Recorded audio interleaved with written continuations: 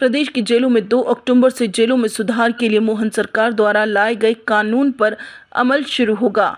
महात्मा गांधी की जयंती के दिन से सरकार कैदियों के लिए बनाए गए कानून के आधार पर जेलों में बदलाव के लिए काम शुरू करेगी और उनके पुनर्वास और समाज में एकीकरण की दिशा में किए जाने वाले उपायों पर फोकस कर वर्किंग की जाएगी। सरकार इसके लिए केंद्रीय जेल के साथ जिला और उप जेलों की भी व्यवस्थाओं में बदलाव भी लाएगी ताकि जेलों में क्षमता से अधिक मौजूद कैदियों, विचाराधीन बंदियों को बैरक सेल और अन्य सुविधाएं मिल सकें।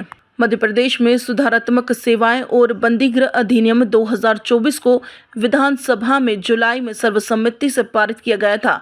केंद्र सरकार के द्वारा कैदियों की सुविधाओं और जेल में रहने के दौरान उनके आचरण में बदलाव तथा पुनर्वास को लेकर तैयार किए गए प्रावधानों के आधार पर यह कानून बनाया गया है, जिस पर 1.5 माह काम शुरू होने वाला है। इस अधिनियम के प्रावधान में किया गया है कि कैदियों की शिकायत निराकरण के लिए सिस्टम डेवलप किए जाएंगे, जिसके लिए जेल और सुधारात्मक संस्था विकास बोर्ड बनाकर कैदियों को सुविधाएं दी जाएंगी। इसके लिए बंदीगृह और सुधारात्मक संस्था विकास बोर्ड की स्थापना की जाएगी। कैदियों को निःशुल्क विविध सहायता दी जाएगी।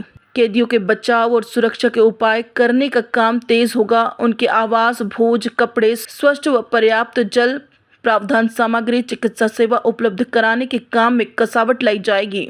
वहीं अधिनियम में प्रावधान किया गया है कि जेल में कैदियों के रहने के लिए बैरक, खुला क्षेत्र, रसोई घर समेत अन्य सुविधाओं की उपलब्धता पर भी सरकार फोकस करेगी।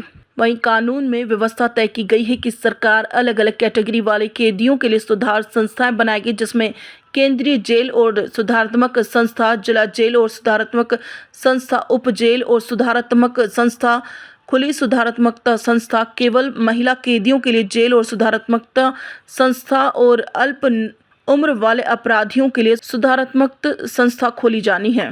वहीं सरकार द्वारा बनाए गए कानून में प्रावधान किया गया है कि प्रदेश में कैदी और सुधारात्मकता सेवा का एक डायरेक्टर होगा, जो सरकार द्वारा लागू किए जाने वाली नीतियों को क्रियान्वित करने के लिए जवाबदेह होगा। कैदियों को अलग अलग कैटेगरी में बांटा जाएगा, जिसमें सिविल कैदी, आपराधिक कैदी, नजरबंद कैदी शामिल किए गए हैं।